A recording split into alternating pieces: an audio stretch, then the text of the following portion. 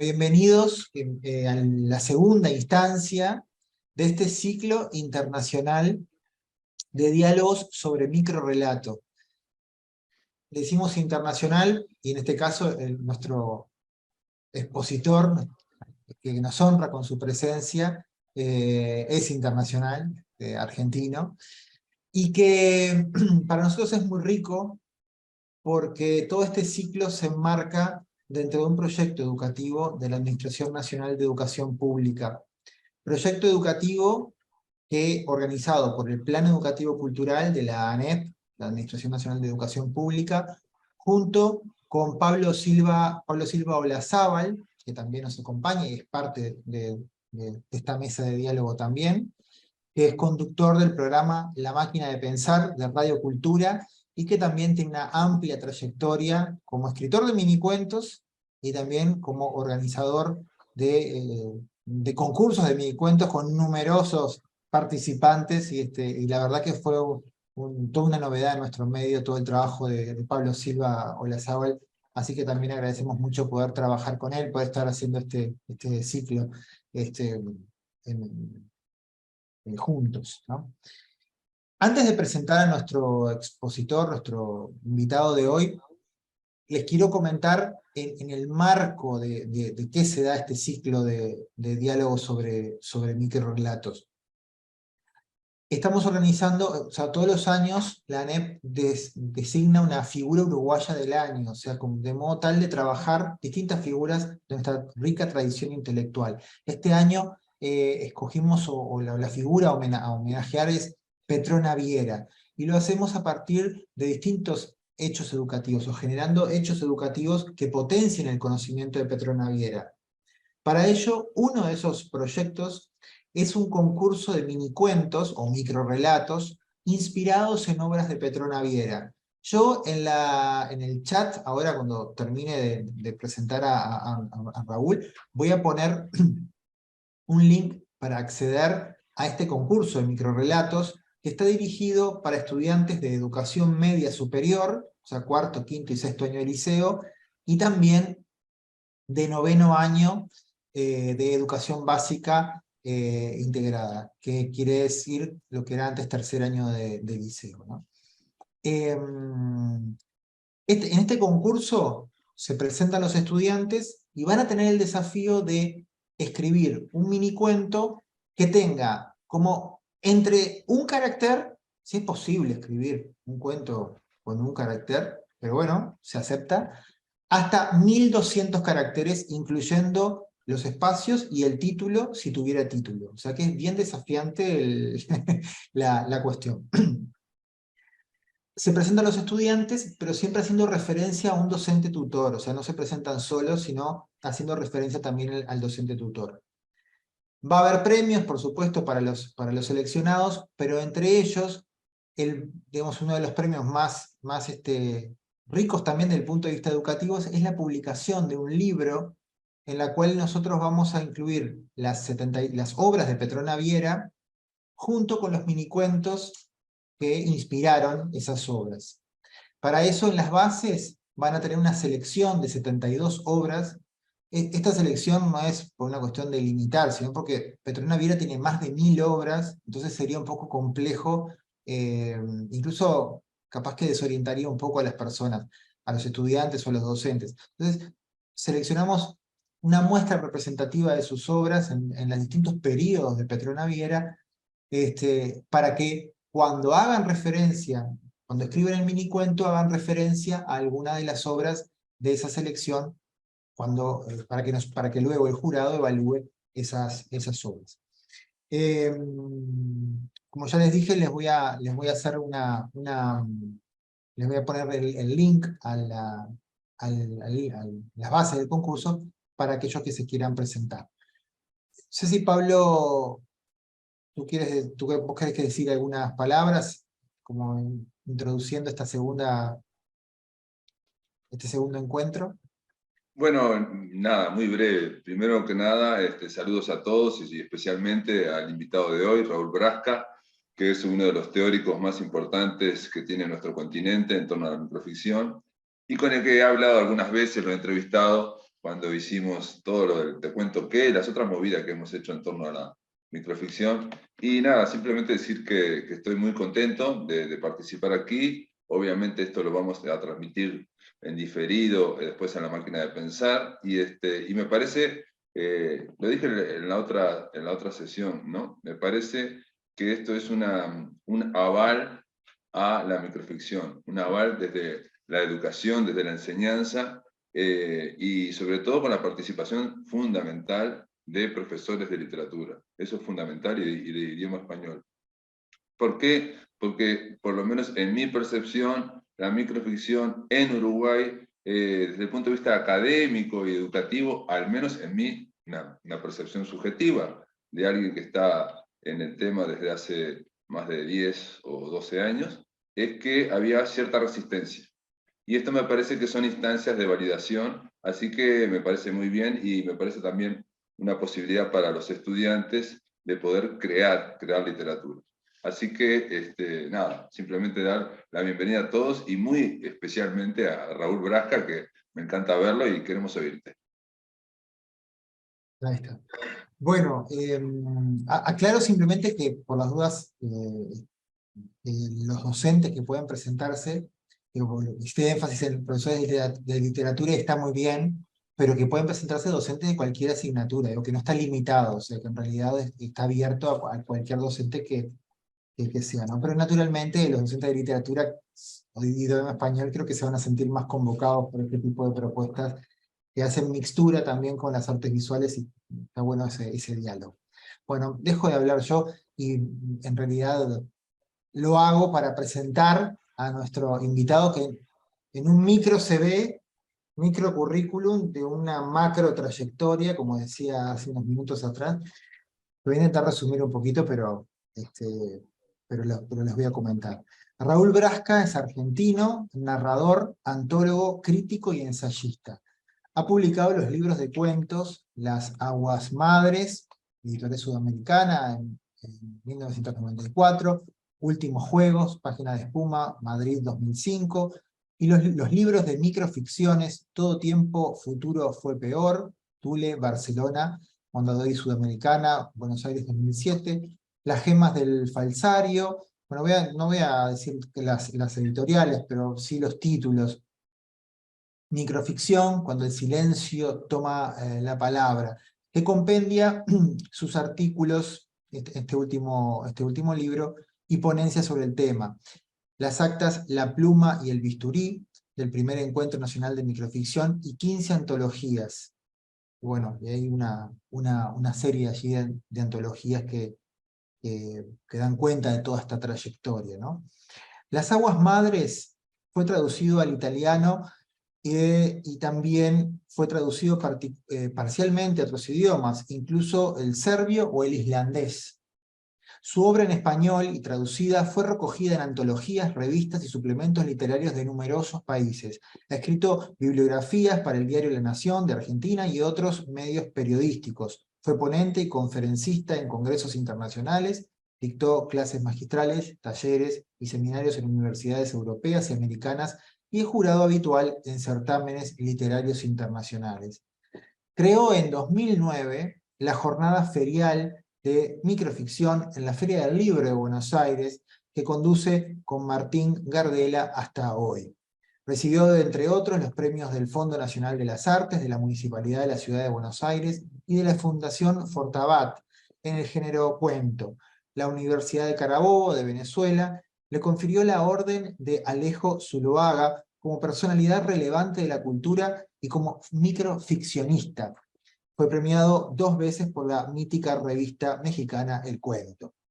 Un jurado internacional le concedió en 2017 el Premio Iberoamericano de Ficción Juan José Arreola, que organiza la Secretaría de Cultura de la Ciudad de México y el Seminario de Cultura Mexicana, el más importante en el género. Su último libro de ficción es Obra Reunida por Editorial Milenio, Lérida, España, en 2022. Así que extensísimo el currículum y es un honor realmente poder contar con Raúl Brasca para este segundo encuentro, esta segunda instancia de diálogo sobre microrelato.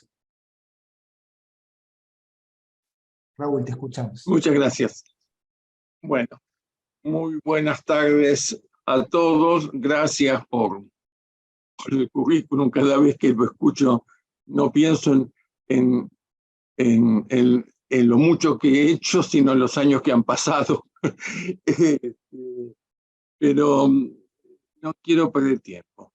Vamos a hablar de qué es la microficción. En realidad, vamos a hablar en qué es la microficción para mí, porque hasta ahora no nos hemos puesto de acuerdo los académicos, los autores y los antólogos sobre qué es realmente la microficción. Cada uno tiene su definición, su concepto, y cada concepto remite a un corpus de textos diferentes, lo cual plantea problemas graves. Yo empecé con esto allá por los años 80, y en ese momento conocí a muchas de las personas que ustedes ya conocen porque fueron nombradas en la reunión anterior, como son Fernando Valls, el doctor David Lagmanovich, la doctora Dolores Koch, y muchos más. En ese momento éramos poquitos. Se consideraba que la microficción había nacido en el seno del género cuento, y era una brevedad esencialmente narrativa, o como dijo Lauro Zavala, que a mí me gusta más, mayormente narrativa o con dominante narrativa. Eso quiere decir que puede haber microficciones que no sean narrativas, y de hecho las hay más poéticas, las hay más argumentativas, las hay que juegan con el sentido de las palabras, incluso las que inventan un lenguaje.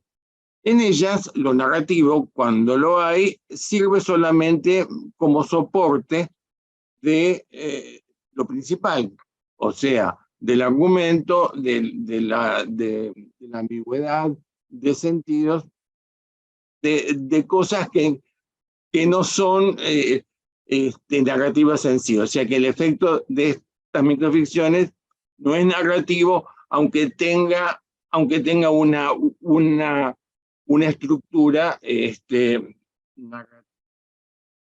Otras se daban como características necesarias la brevedad y el carácter narrativo. Pero la brevedad no sirve para caracterizar un texto, porque hay muchas brevedades de diferente naturaleza, por un lado. Y por otro lado, la brevedad es un concepto cultural que cambia con las culturas y con el tiempo. Hoy en día ya no se leen novelas en 12 tomos como las de Romain Rolland, y en esa época lo breve podía ser una novela como las de ahora, de un libro solo. En cambio, el concepto de brevedad para nosotros es aproximadamente media página. Para los norteamericanos puede llegar a 2 o 3. Entonces, para caracterizar estos textos no sirve la brevedad. Y lo que voy a mostrar es que tampoco sirve el carácter narrativo. Se dice que algo es narrativo cuando algo le sucede a alguien en algún lugar durante un tiempo determinado. Es decir, aquellos textos donde hay una historia. O sea, es muy importante en lo narrativo que transcurra el tiempo durante el relato. O sea, que comience y termine en el tiempo, ¿no? Cuando yo era joven, hace mucho, se decía que El dinosaurio de Monterroso era el cuento más breve de las literaturas hispánicas. El que no sabía eso era un tonto y no sabía nada de literatura. Era la pregunta de la época. Y eso es verdad para los que exigen que todos los elementos de la narratividad estén explícitos en el relato. El relato de Monterroso, 7 palabras, 9 con el título, según Lermanovich hay que incluirlo, dice, cuando despertó, el dinosaurio todavía estaba allí. Hay alguien a quien le pasó algo, aunque es ambiguo. Lermanovich también lo señala. Alguien puede ser alguien que se durmió viendo un dinosaurio y cuando despertó el dinosaurio todavía estaba allí, o puede ser el mismo dinosaurio que se durmió en determinado lugar y que cuando despertó vio que seguía en el mismo lugar. Entonces, está la ambigüedad, un concepto importantísimo en el microrrelato. Está también el lugar, ahí está también el tiempo, cuando despertó y todavía, o sea, tiene todos los elementos de la narratividad. Ya para los narrativistas estos, que yo voy a llamar narrativistas duros, cuando exigen todos los elementos explícitos, el dinosaurio es realmente el microrrelato más breve de las literaturas hispánicas. Pero, ¿qué pasa cuando no están todas las marcas deícticas, todas las marcas de tiempo y lugar explícitas? Digamos, por ejemplo, Francisco de Aldana. Recuerde usted, señora, la noche en que nuestras almas lucharon cuerpo a cuerpo. Este es de Juan José Arreola. Bueno, hay una historia y yo creo que sí, un lector con imaginación piensa que este hombre le está diciendo a la señora que hubo una noche en que sus cuerpos lucharon alma a alma, digamos. Esta interpretación se refuerza con el título. Por eso muchos dicen que el título es muy importante, suele ser muy importante. Cuando vamos a averiguar quién es Francisco de Aldana, porque resulta extraño que titule Francisco de Aldana. ¿Quién es Francisco de Aldana? Francisco de Aldana es un poeta medieval, un poeta erótico medieval. Entonces, si juntamos el título, poeta erótico, con, recuerde usted, señora, la noche que nuestras almas lucharon cuerpo a cuerpo, entendemos cuál es la historia. Es una historia precisamente erótica. Otro, bueno, recuerde usted, señora, es una interpelación a la señora para que recuerde. Después tenemos otro, justificación de la mujer de Putifar. ¿Qué destino? Putifar eunuco y José casto. Es de Marco de Nevi y lo atribuye falsamente, es apócrifa, a Leopoldo Garnerius, de un libro que llamaría Aforismata, que se hubiera publicado en Rotterdam en 1720. Acá exige el conocimiento de la historia, ¿no? De quién fue Putifar y quién fue José. En Egipto, José era casto y Putifar era un tipo muy apreciado por los faraones, pero era eunuco. Es una exclamación, no transcurre el tiempo, pero imaginamos una historia. En estos dos ejemplos, la historia está aludida y se encarga al lector que la descubra. Narrativistas menos duros que los anteriores que les mencioné admiten que esto es un microrrelato, que es una narración, porque hay una historia, aunque la historia esté fuera del texto y deba descubrirla el lector. Pero ¿qué sucede cuando lo aludido no es una historia? Por ejemplo, en El fantasma de Guillermo Samperio, que es de 1990, hay un título, El fantasma, y el lugar del texto es la página en blanco. La página en blanco remite a lo que es un fantasma, ¿no? O si no, el microrelato Dios, cuyo texto es Dios. Quiere decir, está indicando que Dios es indescriptible y que es indefinible y que la única definición de Dios es Dios. Porque si no, no se puede definir salvo por lo negativo, por lo que no es. No es finito como nosotros, no es débil como nosotros, no es tal cosa, no es tal otra, pero no podemos decir lo que realmente es. Eso significa ese texto. Entonces, para los que no exigen narratividad, todos serían microficciones o microrelatos. Todas estas piezas fueron incluidas por los autores en libros de microficciones. Cuando las leemos allí, no tenemos ningún sobresalto, porque no nos parecen diferentes a las del resto del libro, que sí son indudablemente narrativas. Es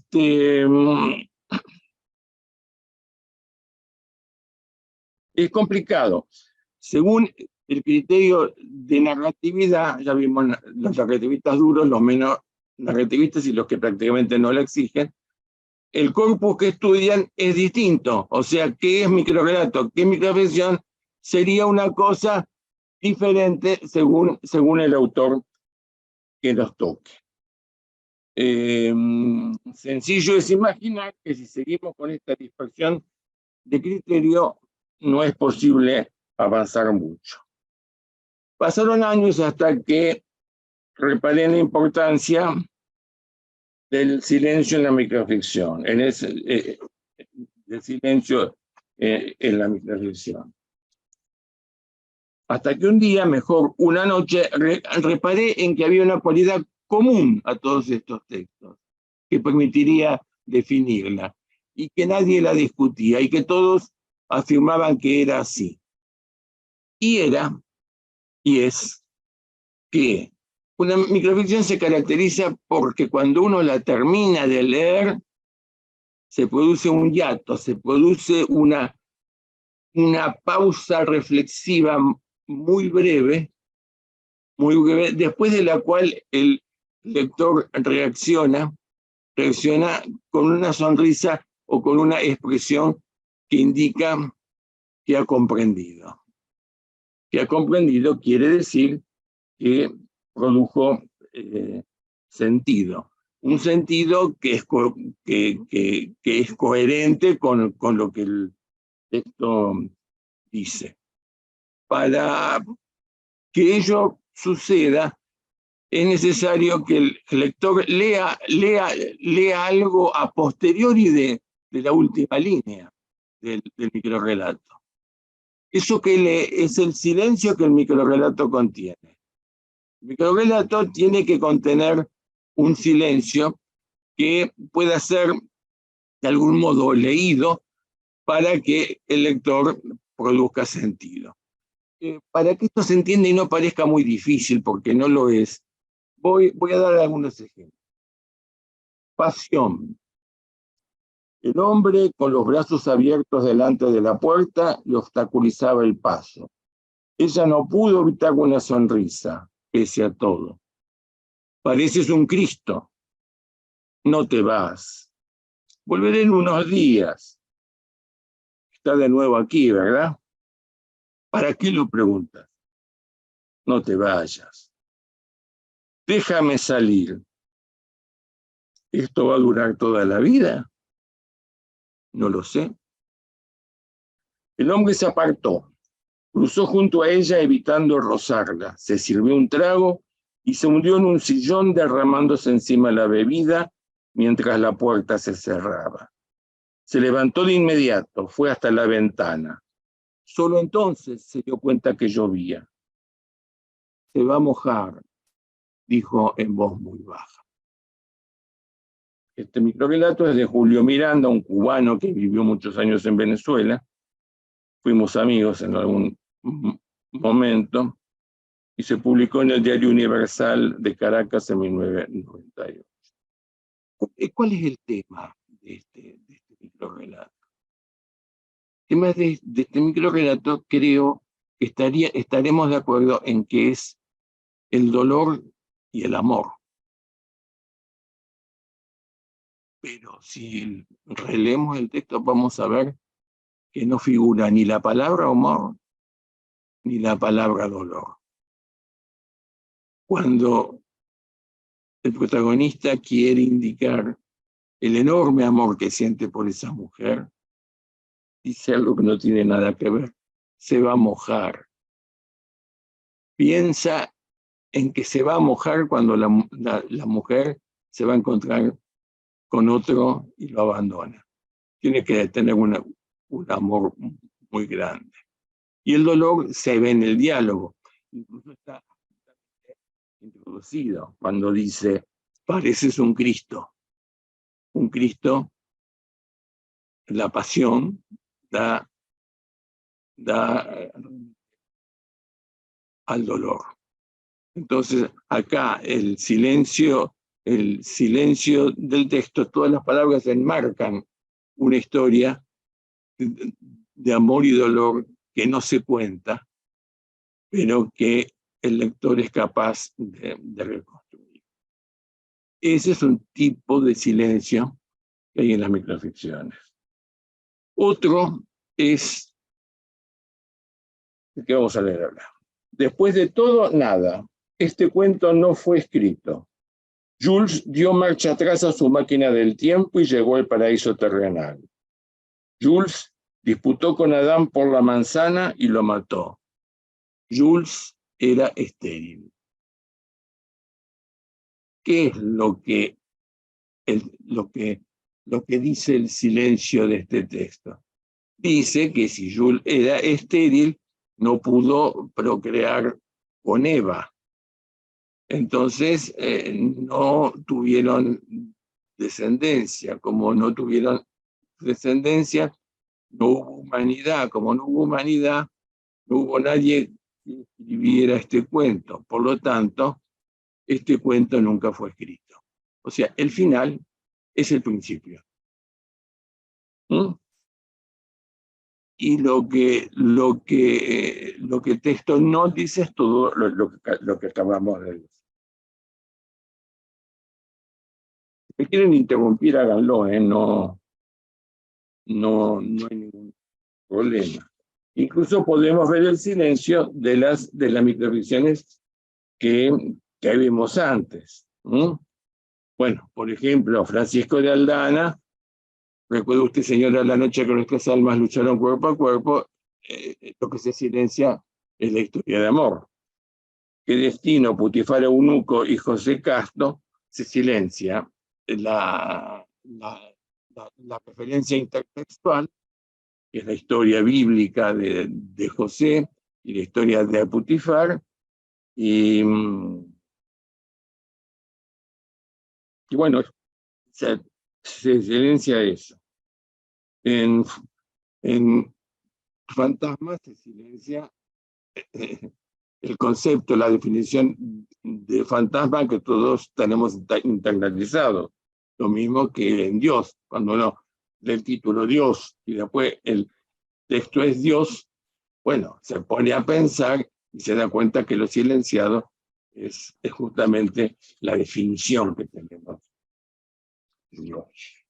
Raúl, y también en el que mencionaste de la pasión, en ese microrrelato, se da algo que es fundamental. También vos dijiste, la ambigüedad es central para el microrrelato, la microficción, y a veces la ambigüedad o la polisemia, en este caso, se da la misma palabra, ¿no? Porque pasión, todos la comprendemos generalmente por un sentimiento vehemente, la pasión amorosa, ¿no?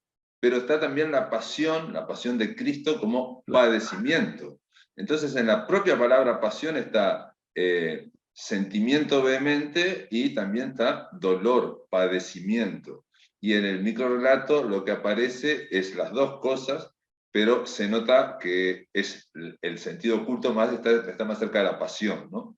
De realmente el dolor que estraga, que va a dejar a ese amante abandonado, ¿no?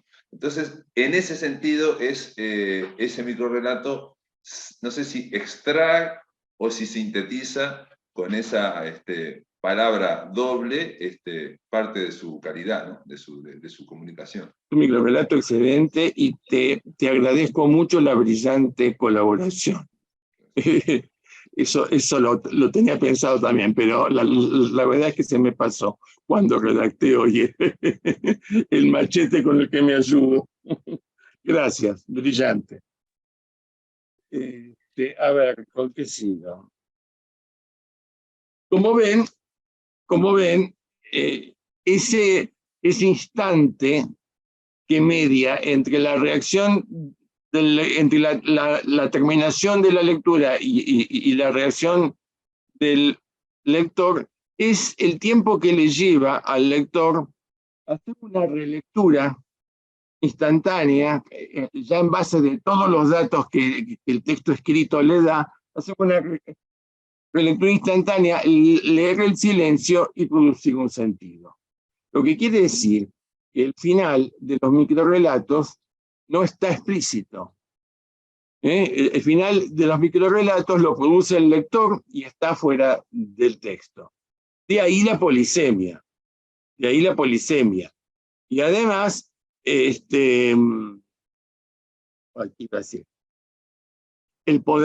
llamado poder de sugerencia que se nombraba como una cualidad, aunque no la nombraban como necesaria en los años 80. El poder de sugerencia está dado por eso.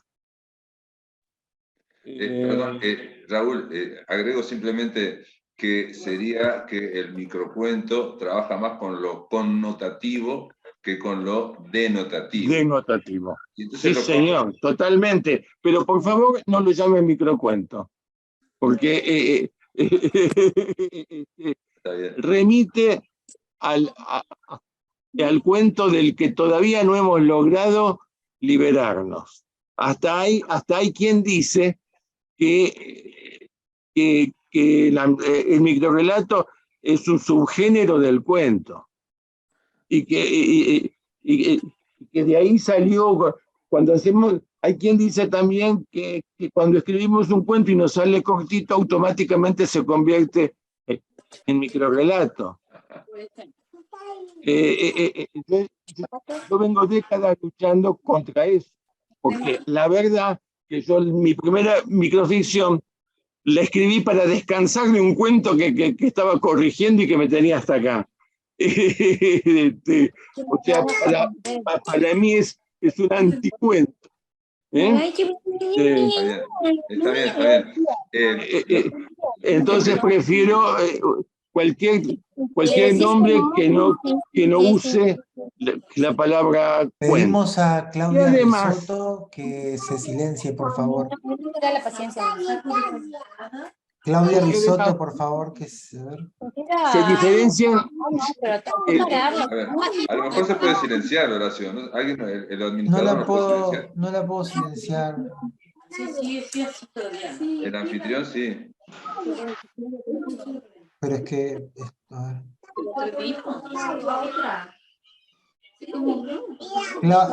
Claudia Risotto, por favor, si puede silenciarse. Es que ahora yo le decía, hoy estaba... Pero es chico, pero imagínate, no, y él quiere, porque quiere abrirme la biblioteca. Yo me paré, no. En un momento él abrió y yo medio cerré, medio ahí, digo, bueno, viste, ahí no es para tocar.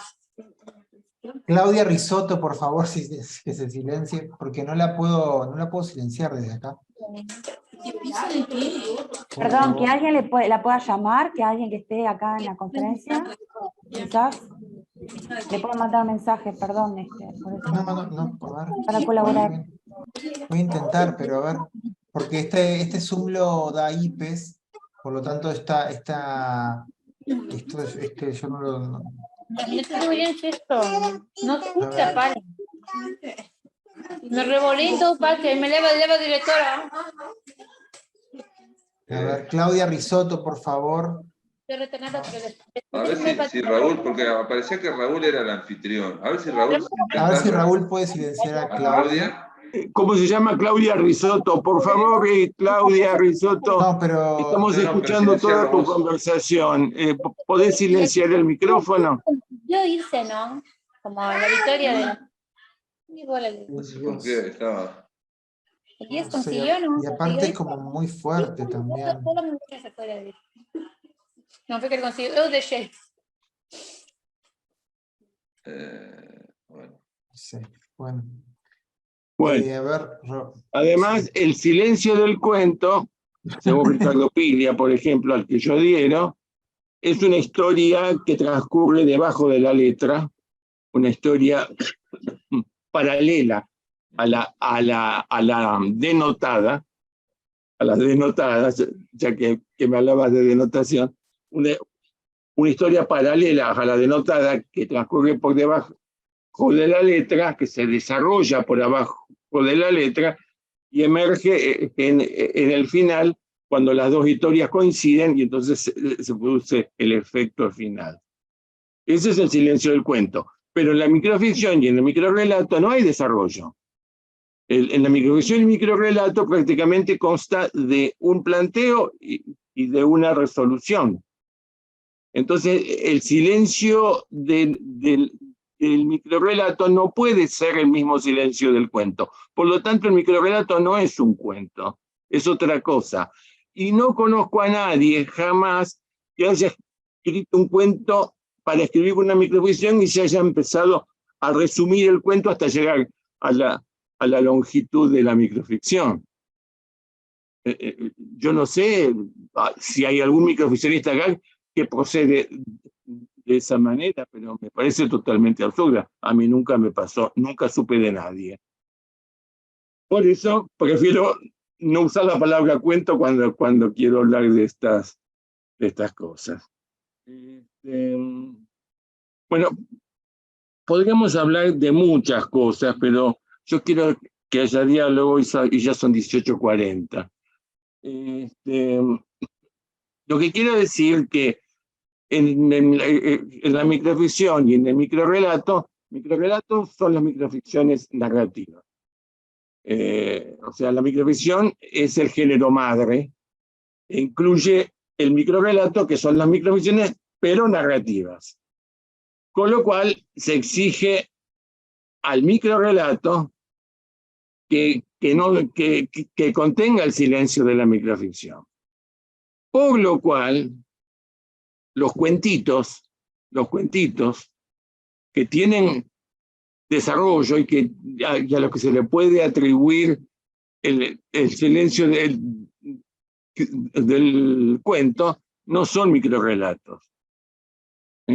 Tampoco son microrrelatos aquellos que intencionalmente se escriben procurando que no haya polisemia, sino que el sentido sea el sentido que quiere el autor que el lector dé.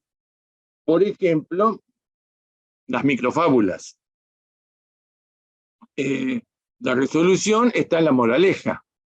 Entonces ya uno no puede entender otra cosa que la que le sugiere la moraleja. Otros son las brevedades didácticas, cuando uno quiere enseñar algo. Entonces procura ser lo más claro posible. Procura que no haya ninguna ambigüedad. Procura que no haya polisemia. Otras son las definiciones que se hacen por analogía. No quiere decir que estos textos sean malos. Pueden ser tan buenos o mejores que las microficciones. Una microfábula con moraleja que yo siempre doy es de León Tolstoy. No puedo decir que sea mala, al contrario, es deliciosa. Una definición por analogía, la definición de cortesía la brevedad es de Schopenhauer. Tampoco puedo decir que no sea buena. Es buenísima. Pero bueno, quiero dejar claro el campo de la microficción. El chiste también tiene silencio, pero también es diferente del de la microficción, porque es un silencio que procura simplemente ocultar uno de los sentidos, el sentido risible, que da risa del texto. Y una vez descubierto ese sentido, ya no tienes, no tiene, es absurdo releer. ¿Para qué voy a releer la microficción?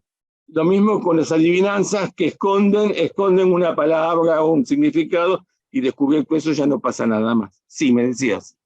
Es que en el caso del chiste, la tensión que está interna, digamos, en el propio texto, y se produce un silencio donde la persona conecta con la connotación o con el significado oculto, pero lo que tiene el chiste es que la gente se ríe, y al reírse está haciendo una catarsis, o sea, explota, digamos, en la risa, y después es como si no hubiera ocurrido el chiste. O sea, textualmente no tiene digamos, no genera cosa adentro, porque hay una expulsión. En el caso del microrrelato, igual ocurre con la poesía, la buena literatura tiene eso, que la connotación, se hace un silencio, se hace una comprensión, y esa comprensión queda adentro, y queda moviéndonos adentro, ¿no? Nuestra mente, nuestro corazón, nuestra alma, nos puede complicar, pero esa es la misión del arte, ¿no?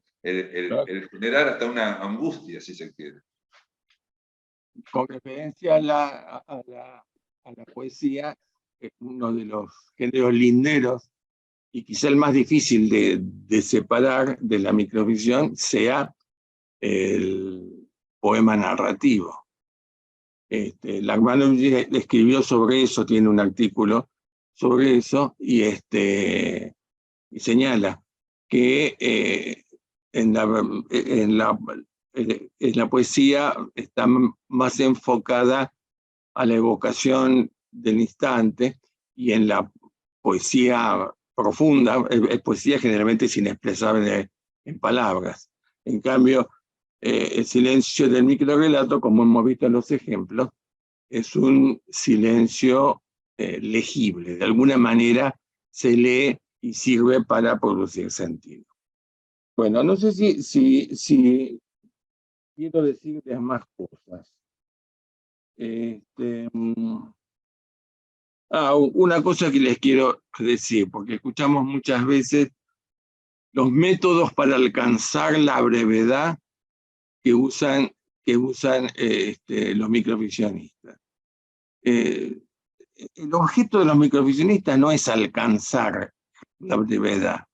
El objeto de los microficcionistas es escribir de determinada manera, escribir generando un silencio que va dirigido al lector para que lo interprete.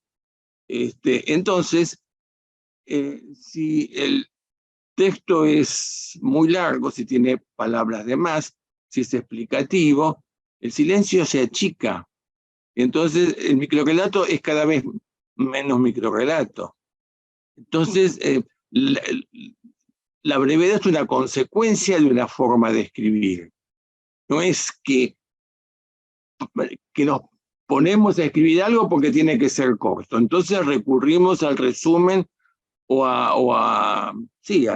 al resumen o a la condensación de determinada manera. Eso es un error. Si escribimos un microrrelato con estructura de microrrelato, va a ser breve. Y el criterio de brevedad es que la estructura sea una estructura de microrrelato, que contenga un silencio, que no haya digresiones.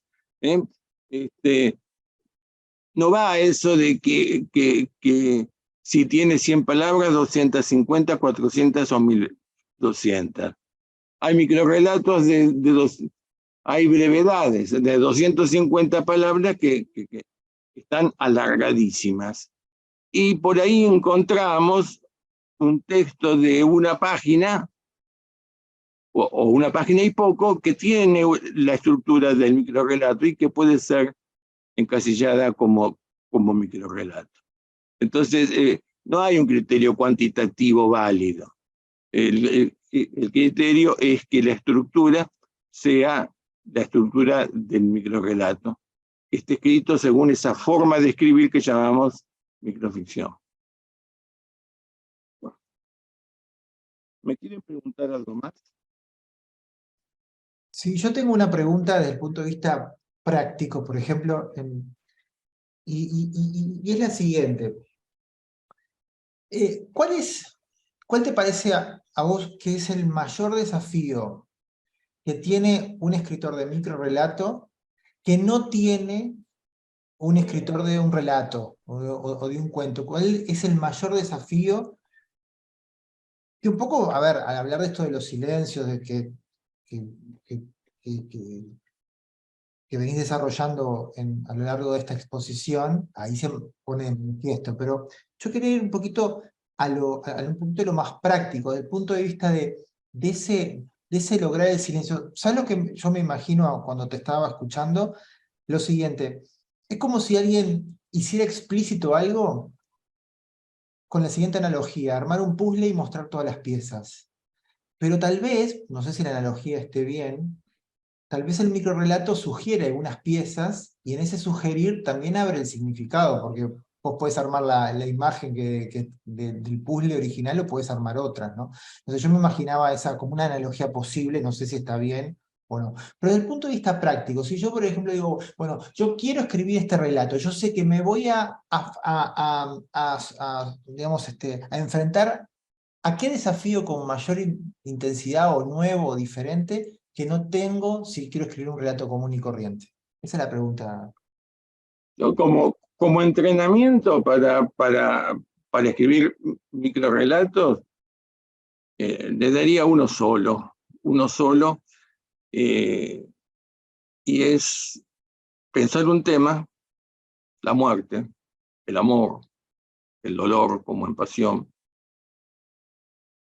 y escribir lo que quiero contar sin nombrar a la muerte, al dolor, a la pasión, ni a ninguna palabra que pertenezca a la familia de palabras de esos términos.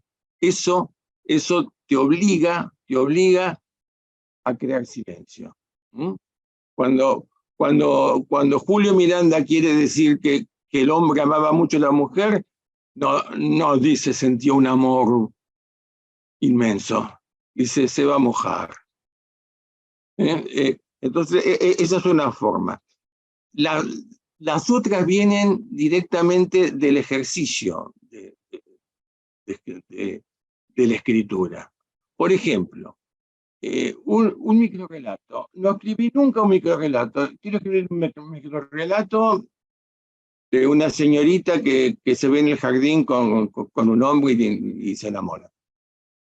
Si el microrrelato lo empieza alguien de esta manera: era un bello día de primavera.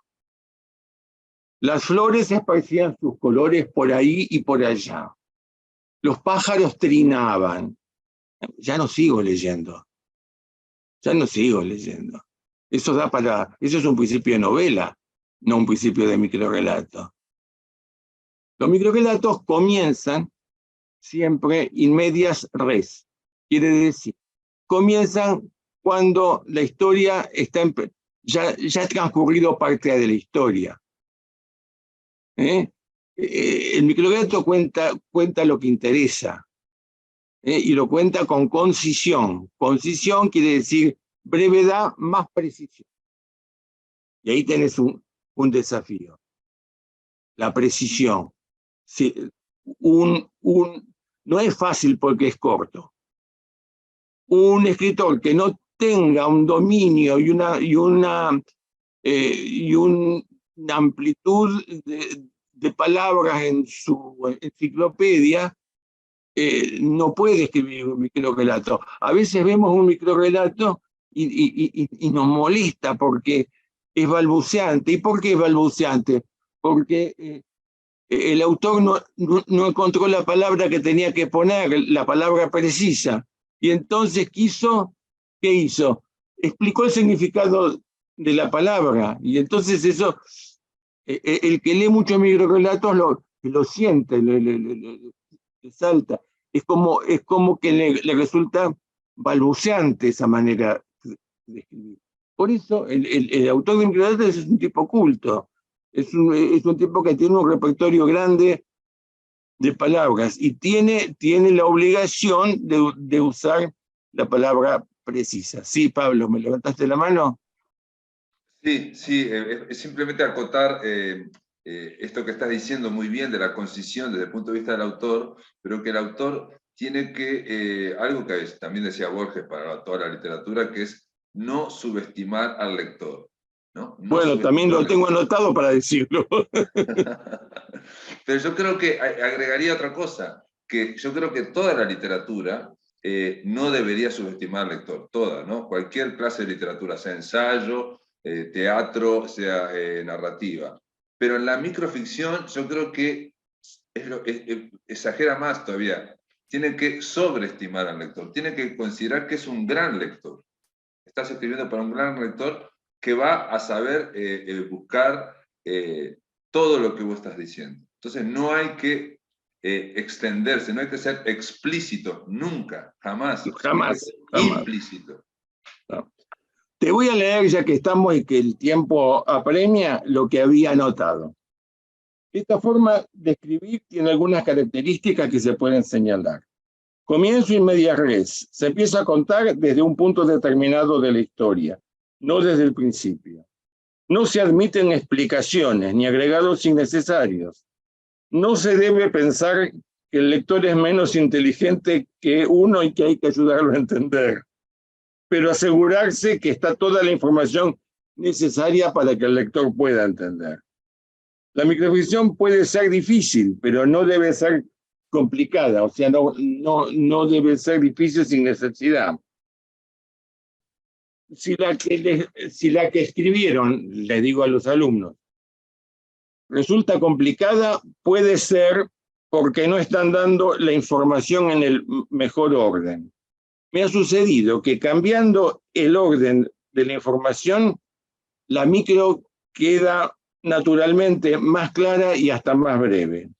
Otra causa posible es que no dieron con la palabra adecuada y por eso intentaron sustituir esa palabra por lo que quiere decir, lo que suele ser confuso por impreciso y feo por balbuceante.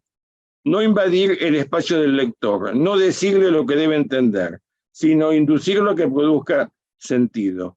Todas las interpretaciones posibles, coherentes con el texto y su silencio, son válidas. Bueno, ¿qué otra pregunta? Hay una pregunta en el chat que más allá de la alusión a un texto específico, también introduce el tema de las definiciones. Voy a leer lo que escribió María Jacqueline Romero. Aplastamiento de las gotas, de Cortázar. De Cortázar, sí. ¿Es una microficción o un microrrelato?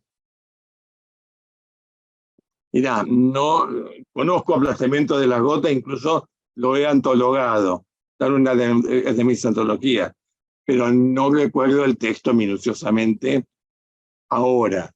Tiene un carácter bastante poético,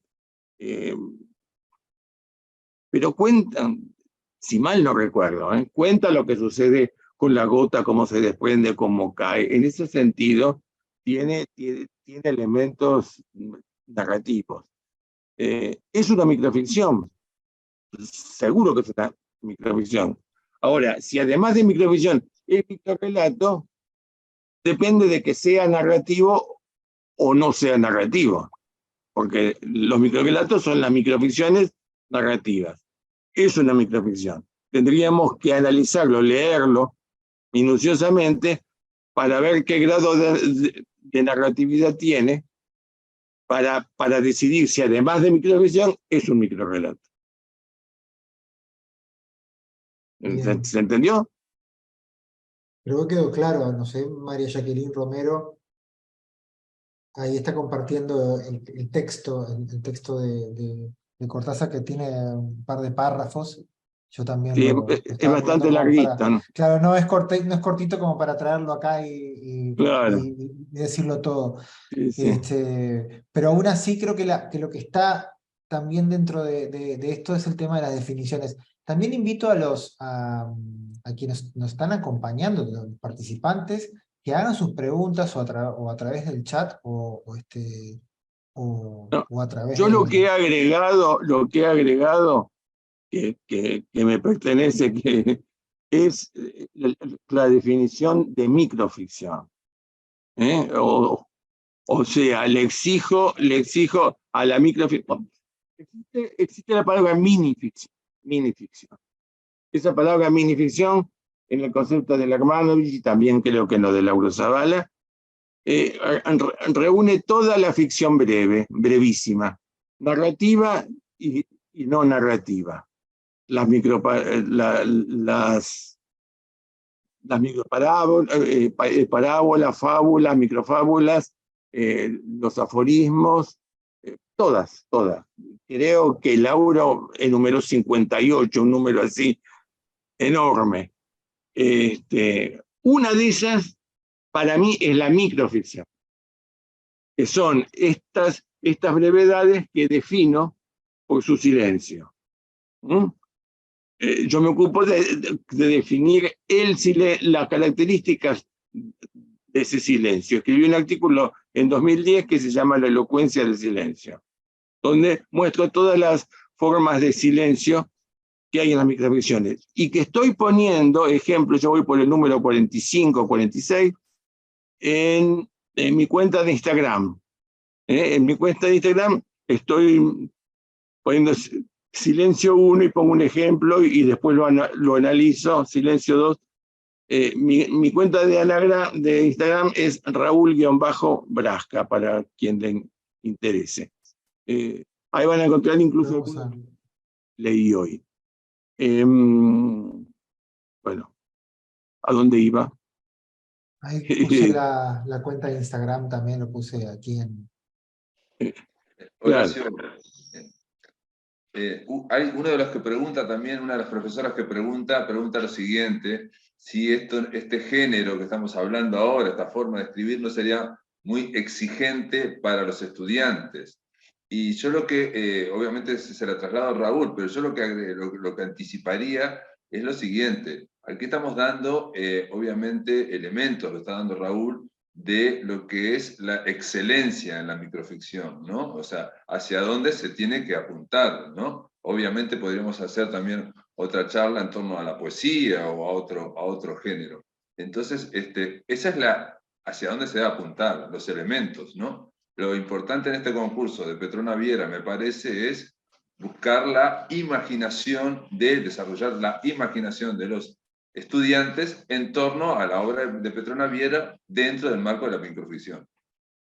Sí, no, te digo, no, yo estoy dando conceptos que parecen muy complicados, que realmente no lo son, ¿no? No lo son. Pero para gente muy joven puede ser complicado. No obstante, hay microrelatos que son simples. Hay libros de microrelatos para niños también. Martín Gardela, que hace conmigo la jornada de microficción en la Feria del Libro, tiene libros de microrelatos para chicos. No es que sea muy complicado. Escribir o crear un silencio depende también de la complejidad mental a la que el escritor pueda acceder. Se pueden hacer historias simplemente narrativas donde la referencia intertextual, como se daba, por ejemplo, en la micro de Denevi, justificación de la mujer de Putifar, no sea un texto escrito, sino que sea como en este caso, los cuadros de Petrolaviera. Eso ya se ha hecho antes. Acá tengo un libro de Pablo Montoya Campuzano, ¿se ve? Que se llama Trazos, y que él pone cuadros famosos o no famosos y les inventa un microrrelato a partir de lo que ve. Que es más o menos, pienso, lo que va a pasar con estos textos. Lo que les estoy dando son elementos formales, pero después inventan la historia, no es que les esté exigiendo que sean los campeones del silencio. No, que no se preocupe la profesora. Pero traten de hacer jugar a los chicos a escribir algo sin nombrarlo. Van a ver que yo lo he hecho. Qué cosas lindas salen. Porque si uno le dice, escribí un microrelato sobre tal cosa, empiezan a narrar como narrarían una novela o un cuento, y entonces no. En cambio, si se les dice que esa consigna solamente, que no tienen que nombrar el tema del... Escriben cosas asombrosas.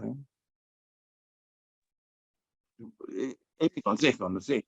Yo no soy profesor de literatura, pero me parece que es un buen camino. A mí me parece un buen truco lo que acabas de dar, un buen recurso que de hecho se aplica a otros géneros de la literatura, ¿no? Principalmente a la poesía, pero también al cuento, el hecho de que el asunto o la solución del texto no tiene que estar elidida, tiene que estar no dicha, tiene que estar implícita. Eso obliga al autor y sobre todo al lector a generar ese silencio mientras lo va craneando, ¿no? Otra cosa, y ahora se lo estaba diciendo a una profesora, la intertextualidad. La intertextualidad es un recurso fundamental de la microficción y no necesariamente tiene que darse siempre con la alta literatura, que en general la microficción trabaja con la Ilíada, trabaja con la Biblia, esto que están mencionando de Marco de Nevi claramente, y hay que conocer todo. Pero también puede trabajar con la cultura pop, ¿no? La cultura de masas. Entonces, los superhéroes, los Avengers, con toda la mitología popular también puede trabajar, y de nuevo, ahí hay que aludir sin nombrar. Eso siempre es ese recurso que dice Raúl, tiene mucho efecto. Sí, por ejemplo, ahora que decís, me viene a la memoria una microvisión de una microvisionista, creo que cordobesa, que hace un salto cualitativo. Relaciona la manzana de Eva con la manzana de Apple. Entonces uno se asombra porque ha saltado miles y miles de años entre una manzana y la otra. Y además también es verdad que los recursos son muy diversos intertextuales. No tienen por qué ser textos escritos, puede ser películas, pueden ser cuadros, o también puede ser, mira silencio en este ejemplo. ¿Se puede ver? ¿Se lee? ¿O sale al revés? Ya tengo, creo que se lee así. Bueno, les cuento. En un pentagrama, un chico escribió en los diversos espacios del pentagrama: ya tengo 4 años, pero mis padres no asumen que lo que me gusta es escribir. eso escrito en un pentagrama. Quiere decir que el chico tiene un cuaderno pentagramado y que los padres lo quieren convertir en músico y el chico no quiere saber nada, quiere escribir. Me pareció muy ingenioso como recurso. Pertenece a un libro del autor español Mano Espada, que se llama El zumo de las piedras. Es una antología de la obra de él. ¿Qué más? ¿Qué más? Sigan preguntando. Uno de los elementos, por ejemplo, al vincular, por ejemplo, artes plásticas con la microficción, con cuentos, digamos, como está planteado en el concurso, es también, o sea, cuando vos ves una escena, ¿en qué te parece a vos que habría cómo habría que mirar esta imagen como para poder extraer más, más textos o poder producir más textos de microrelatos, digamos? Como, no sé si la pregunta la estoy haciendo un poco vaga, pero como por ejemplo yo tengo un cuadro X, una imagen, ¿cómo la miro para poder sacarle más jugo desde el punto de vista de la creación de un microrelato? De la misma manera que mirar la realidad. Un escritor de ficción se caracteriza por ser muy buen observador. Ve lo que otros no ven. Ven una mirada, ven un detalle que es significativo y de ahí pueden construir el relato. Esto también viene a cuento, porque no lo dije, que nunca un microrelato es el resumen, es lo esencial de una historia. Por eso digo, no, es una forma de contar las cosas diferente. A veces es un detalle lo que se cuenta, pero el detalle está tan valorizado por el autor que da cuenta de la historia mucho mejor que cualquier resumen. Lo mismo, entonces, cuando se mira una obra pictórica, hay que mirarla con ojos de ficcionista, descubriendo el detalle e imaginando a partir de ese detalle un montón de cosas, o viendo una actitud. O sea, si querés escribir sobre la Gioconda, ¿qué le miras? La sonrisa, es tan enigmática, podés inventar cualquier cosa a partir de eso. Otras son mucho más impresionantes y menos sutiles. Cronos devorando a su hijo es un espanto, creo que no podés imaginar otra cosa que lo que estás viendo. Pero bueno, depende de cada uno. Yo complementaría lo que estás diciendo, porque lo dijiste de la misma manera que un escritor, alguien que hace ficción, mira todo, y yo estoy de acuerdo, pero muchas veces hacemos una operación de la cual no somos conscientes, y es la siguiente. Yo, que me gusta escribir, miro algo que está ocurriendo, o miro un cuadro, una obra pictórica, y lo que tengo que estar atento es a lo que se produce dentro de mí, a la asociación que aparece en mí. O sea, miro el cuadro, pero en realidad estoy mirando a ver qué es lo que me aparece a mí, qué es lo primero que me aparece. Eso que me aparece, lo primero o lo segundo que me aparece, es valioso para mí, para desarrollarlo, ¿no? Y eso inevitablemente va a generar, o puede generar un relato, o puede generar un microrelato que sea personal, ¿no? Obviamente después hay que poner todas las características, las condiciones que está diciendo Raúl, claramente. Pero para el enganche, digamos, yo lo resumiría en eso. Estar atento a lo que uno está sintiendo o a lo que uno asocia. Porque de repente asocia con algo que solamente lo asocia uno en ese momento. ¿Por qué yo miro la Gioconda y me acuerdo de unas mandarinas que comí abajo de un árbol cuando era chico? ¿Por qué? No lo sé. no lo analizo, no me pongo a racionalizarlo porque es imposible, no se puede racionalizar. O sea, hay que seguirlo, y punto. Claro. Ahora que decís eso, me acuerdo también, que había notado, cuando le das el sentido que yo puse coherente, el lector da un sentido coherente al texto. ¿Coherente con qué? Con la letra escrita, con el silencio que contiene y con los contenidos internos del lector. El lector da un sentido a través de él, a través de su propia enciclopedia y a través de lo que siente. Es algo similar a lo que decís vos. Un lector no puede dar cualquier sentido a una microversión, tiene que ser coherente con sus propios contenidos, los del lector, y con la letra escrita y con el silencio ocluido en el texto. Hay una pregunta en el chat que tiene que ver con el texto que mostrabas, Raúl, en el pentagrama. Dice María Jacqueline Romero, ¿podría ser un caligrama también?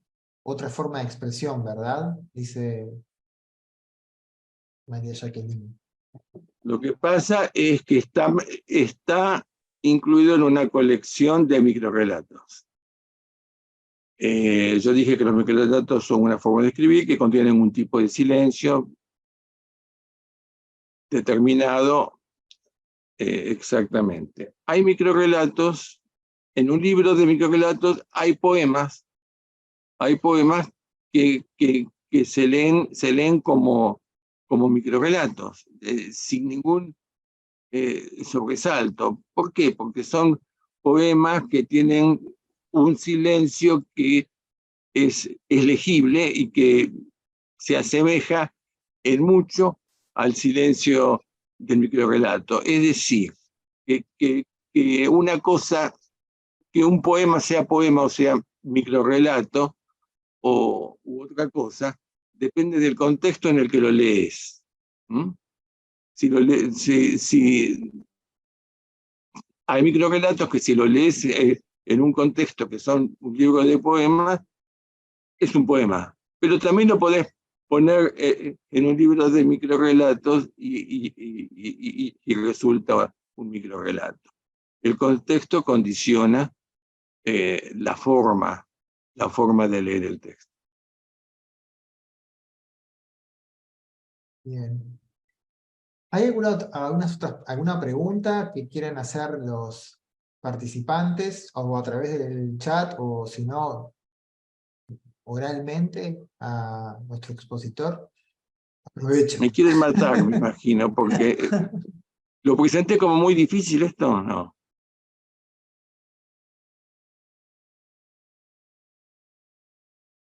Dice Evelyn, mis felicitaciones y mi inmensa gratitud a Raúl Brasca y a todos. Bueno, se tiene que retirar, también hay algunas otras personas, Federico también se tiene que retirar. Pero queremos saber si hay alguna pregunta, si hay alguna pregunta adicional o bueno, o si Pablo también quiere cerrar con alguna pregunta o alguna cuestión respecto a todo esto. La verdad que tiene muchas puntas y hay muchas estrategias, muchas cuestiones, y este tema del silencio es fundamental, ¿sí? en el microrrelato. Y también, como modo de disparador, capaz que para que hay una pregunta que decía, bueno, ¿no será muy difícil para estudiantes de noveno? Yo creo que una de las cosas que dijiste, Raúl, es clave para perderle ese miedo. Y es decir, bueno, tenemos ahí a Laura Arezo, le pedimos que por favor silencie. De no mirar, no querer hacer un resumen del cuadro. Eso me parece fundamental, porque eso es encallar. Y te voy a decir algo más, que ahora como parte de la elaboración del creador, digamos, de las reglas. 1200 caracteres es un texto lo suficientemente amplio como para contar algo, pero no tan amplio como para querer hacer un resumen de algo, como para... O sea, si quisieras hacer en plan creo yo, ¿no? Si quisieras hacer un inicio de novela, hay una limitante en el concurso, digamos, que es el tema de los caracteres, ¿no? Si bien no tiene nada que ver, como tú decías, el tema de la extensión con el microrrelato, pero sí el concurso impone algo que en realidad es una ayuda, y que va en el sentido de tender a que los estudiantes y los docentes pongan las miradas sobre otros elementos, ¿no? Esa mirada del escritor que pone la mirada no tanto en querer hacer un resumen del cuadro, de la imagen, sino en esto que vos decías, ¿no? De actitudes, miradas, detalles, o lo que decía Pablo, ¿no? Sensaciones a partir del cuadro, ¿no? No describir el cuadro, sino crear a partir de esos pequeños elementos. Inclusive puede ser a partir de un detalle del cuadro, no de todo el cuadro, no necesariamente. La cosa cuantitativa a veces es necesaria. En un concurso tenés que igualar más o menos la longitud para que sean comparables los textos. En la jornada de microficción que organizo yo, les pongo un límite de letras, les ponía un límite de longitud.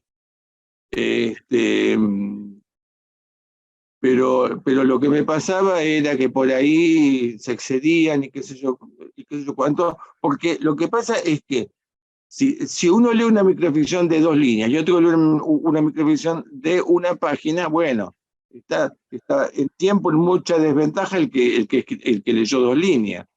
Entonces, en las últimas jornadas de microficción, les pongo cada uno tiene tiempo, tiene 5 minutos para leer lo que les entre en esos 5 minutos.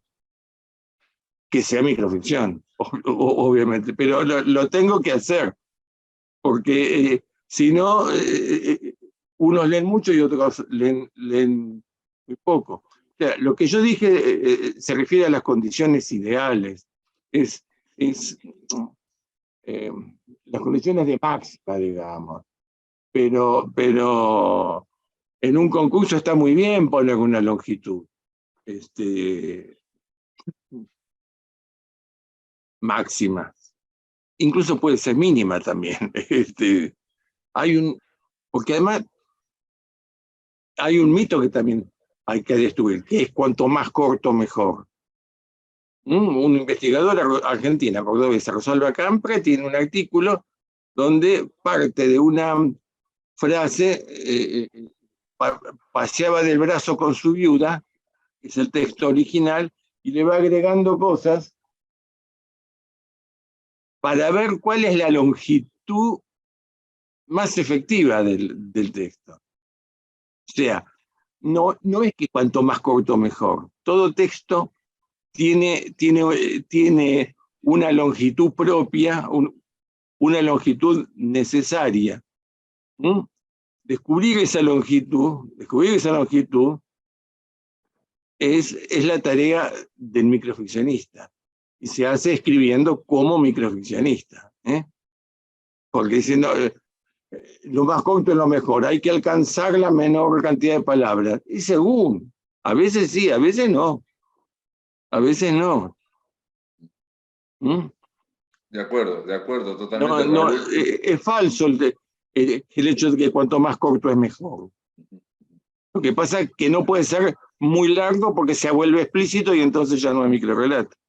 Claro, yo me quedo, digo, de todo lo que dijiste, Raúl, que fue muy, pero muy interesante, lo dicen todos los agradecimientos ahora de los profesores, que realmente también agradezco esos agradecimientos porque realmente me parece bárbaro el entusiasmo, es el tema de que la brevedad no es lo que define a la microficción. Yo estoy totalmente de acuerdo, no es una cuestión cuantitativa, no es algo, en Estados Unidos, en el mundo anglosajón, hay esa idea numerológica o numérica, digamos, de tantos números, tantos caracteres es una ficción súbita, tantos caracteres son tal cosa, tal otra, tantos caracteres es novela corta, ellos van definiendo absolutamente todo por una mentalidad, una filosofía que es numérica. No se trata de eso. Y lo otro que quería decirles es que lo fundamental en cualquier clase de arte, yo supongo que Raúl estarás de acuerdo conmigo, es la sensibilidad y la imaginación. Son las dos cosas que se manejan para escribir. Luego, darle la forma, sí, hay que darle una forma de microficción. Hay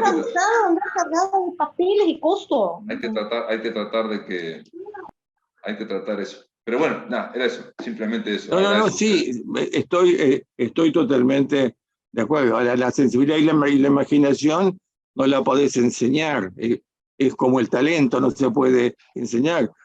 Los talleres literarios yo creo que son muy útiles para acelerar el proceso, pero no le van a dar talento al que no lo tiene, eso es indudable. Pero sí, es verdad lo que decís, es totalmente verdad. No, mi matiz era simplemente para, porque hay varios profesores que decían que, claro, tu charla fue tan que va hacia lo excelente, hacia la excelencia, que parece un género difícil para estudiantes, y yo no lo creo, y yo estoy seguro que vos no lo crees. Es como cualquier forma de arte, digamos. Hay que empezar, pero lo esencial en cualquier forma de arte es la sensibilidad y la imaginación, o sea, generar esas asociaciones libres, lo más libres posible. La libertad es importantísima, es central.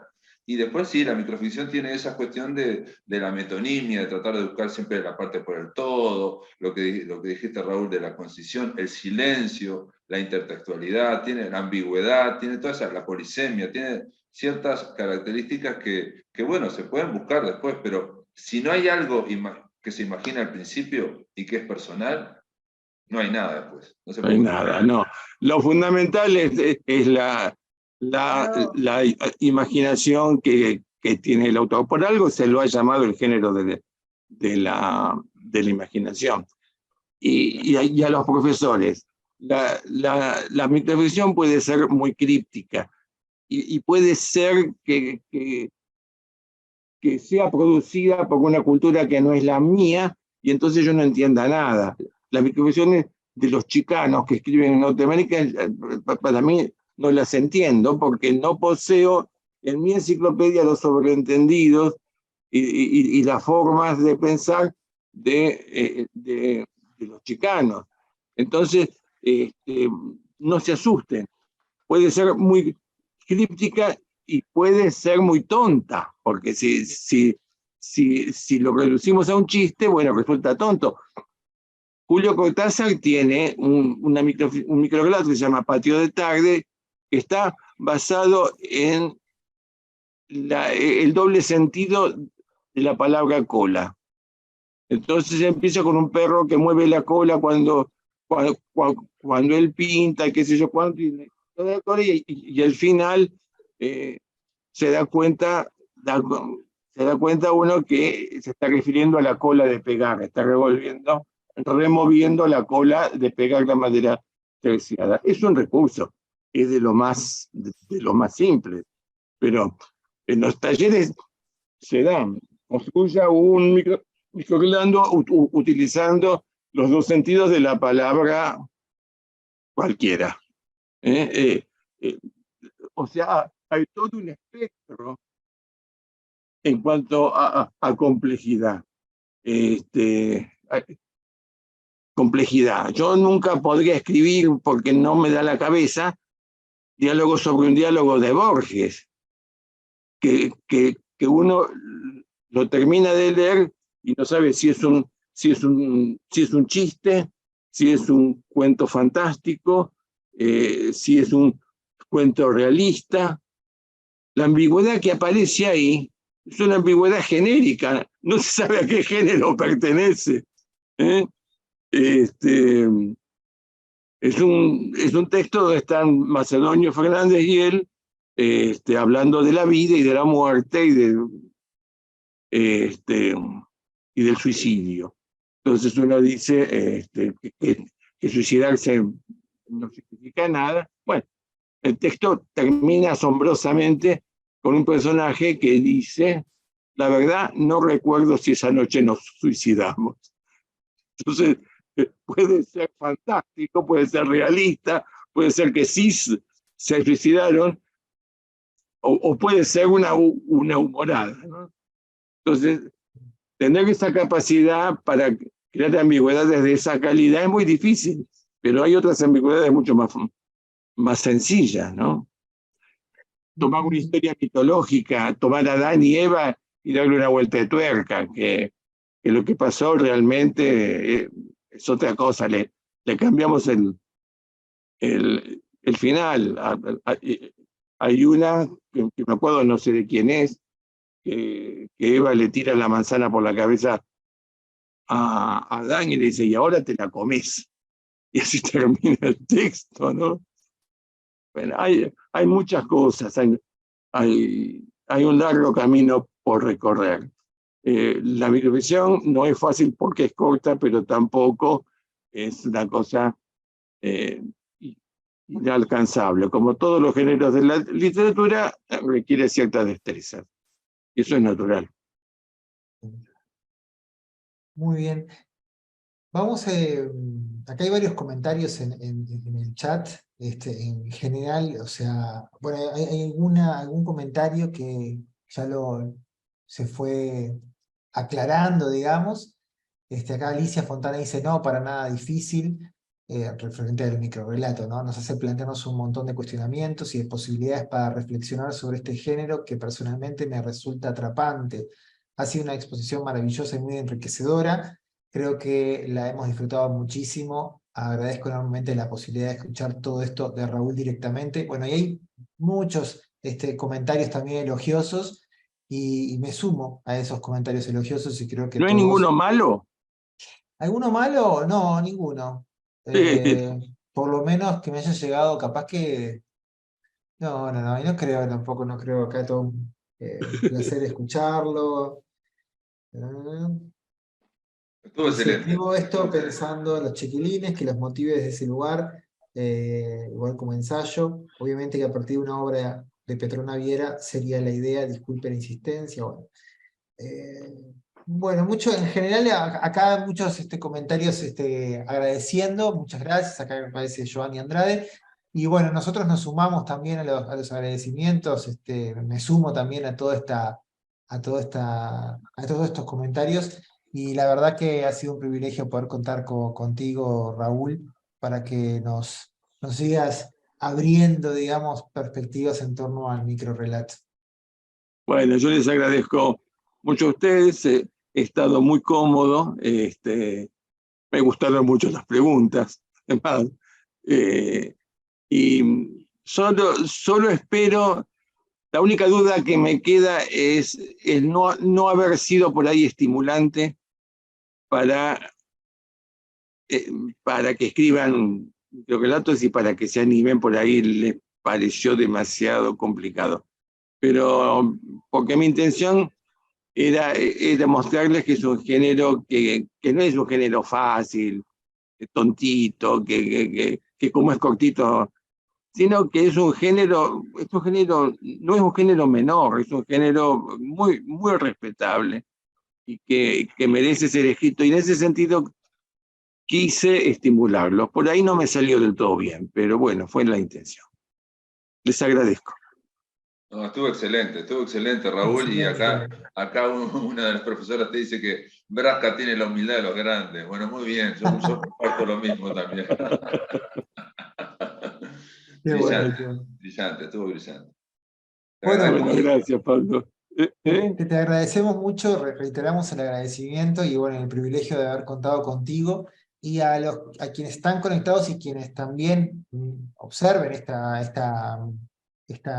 diálogo, esta charla en diferido a través de la grabación, decirles que el tercer encuentro de este ciclo de diálogo sobre el microrrelato va a tener lugar en la Feria del Libro Infantil y Juvenil que está sucediendo a partir de hoy en la ciudad de Montevideo y que vamos a tener como expositor también otro grande nacional de los microrrelatos, que es Pablo Silva Olazábal, que nos va a dar consejos para la escritura de microrrelatos. Va a tener lugar esto en el Salón Dorado de la Intendencia de Montevideo, donde está desarrollando la Feria del Libro Infantil y Juvenil, así que todos aquellos que se puedan apersonar, digamos, ir presencialmente, los vamos a estar esperando el sábado 3 de junio a las 18 horas. Así que bueno, despedirnos con esto y seguimos adelante con el ciclo. Perfecto. Yo Después quiero viene decir- Javier Tomeo, ¿no? Javier Perucho. Perucho. Sí, Gran después amigo, viene Javier Perucho. Perucho, que es gran un amigo, también. Javier. Pero Bueno, mirá mucha lo que- suerte. Mirá lo que dice Raúl, una de las profesoras dice que no es difícil, pero que va a ser un grato desafío. Y otra dice que es un hermoso desafío y estoy totalmente de acuerdo. Suscribo eso. Bueno, Te mando un bueno. gran abrazo. Una cosa Gracias. que preguntan por la próxima, perdón que agregue esto, la próxima reunión en la Feria del Libro va a ser grabada en modo audio y además de ser transmitida en el programa La Máquina de Pensar, nosotros la vamos a colgar en YouTube, en medios electrónicos en modo de audio. ¿Sí? Vamos a intentar hacerlo también audiovisual, pero por lo menos sabemos que va a estar disponible para ser escuchada, digamos. ¿Sí? Porque le preguntaban allí, entonces lo aclaramos de ella, sobre todo para las personas que no están en Montevideo o no pueden asistir a la próxima sesión. Bueno, nos despedimos y muchas gracias a todos. Y a Raúl especialmente. Gracias. Chao, chao. Hasta luego.